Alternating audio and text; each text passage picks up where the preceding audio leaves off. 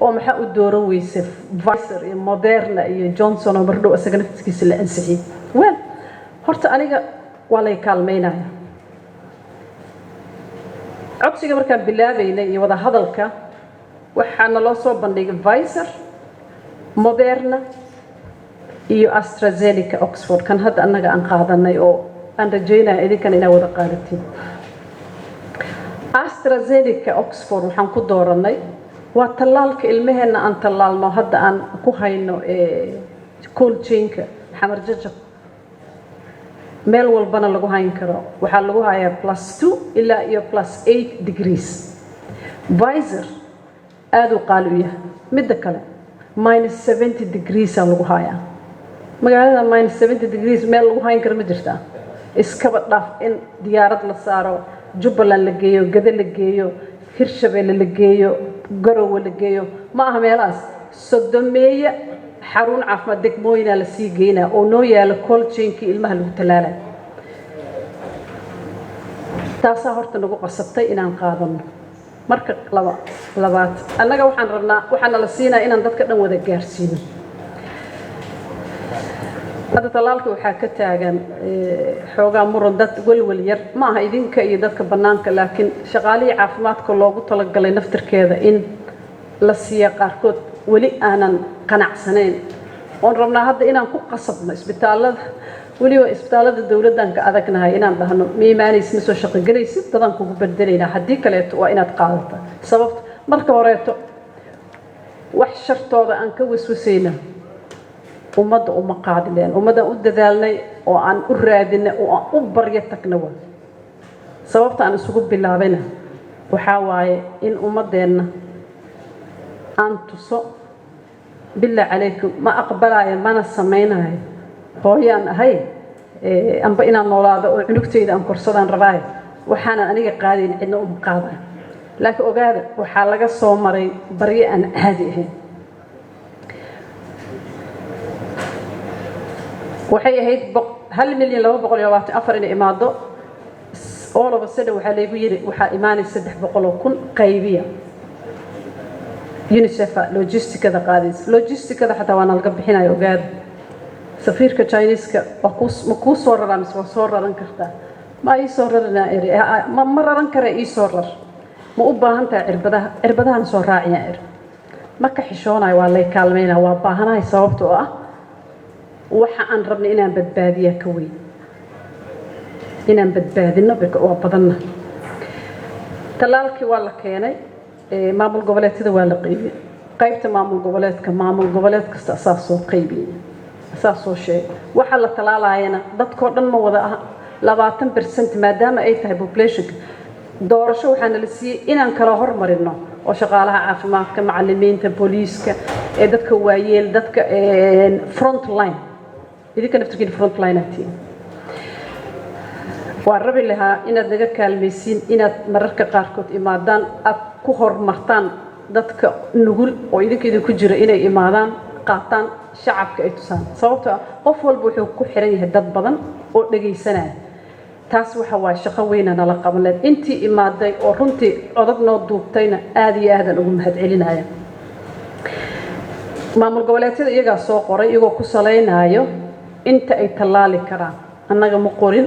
waa dhex joognay liiska iyaga soo diray micnaheedana ma aha intaas hadii la siiyo lagama daba tagayo waxaan ugu talagalnay maadaama May iyo June iyo dhacaayo kan hadda 3 bilood oo ha intii la keenay Soomaali ahaan aan ku wada heshiinay inuu noqdo first dose kan waa mid u baahan 2 dose oo u baahan 8 ilaa iyo 12 usbuuc in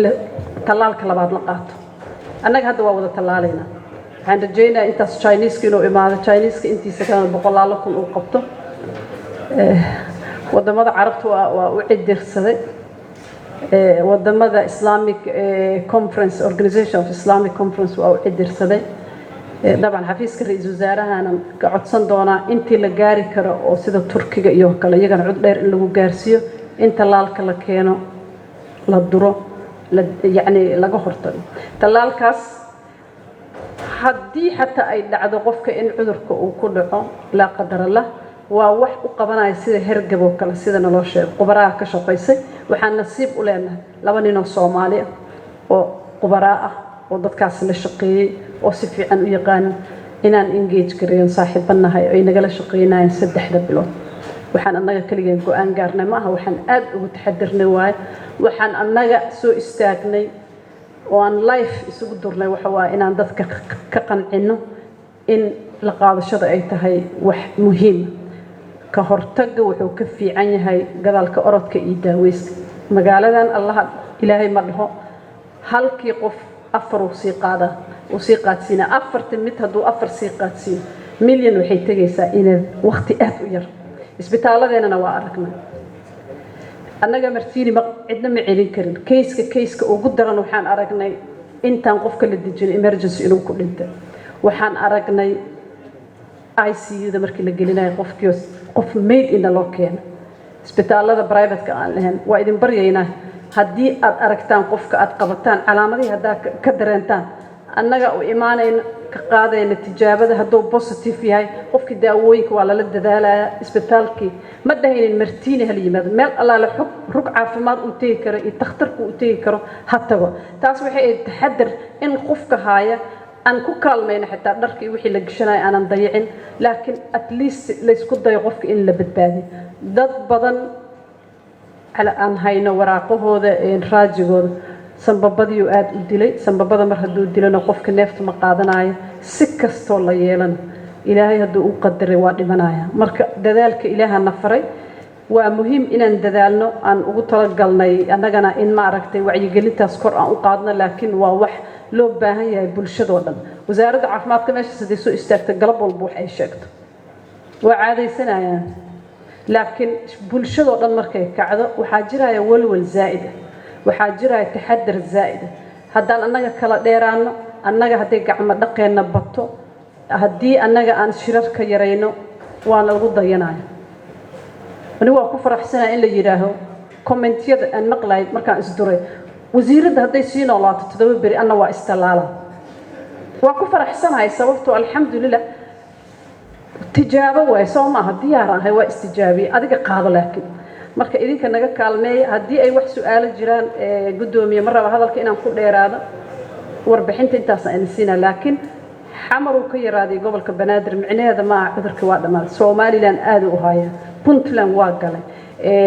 Jubbaland waa galay Hirshabeelle waa galay taxadarka waa loo baahan yahay aad iyo aad in looga taxadaro wax allaala oo means ama hab aan haysanaa ugu hortagi karnaan aan ka wada taxadirno. Assalaamu calaykum waraxmatullaahi wabarakaatuh.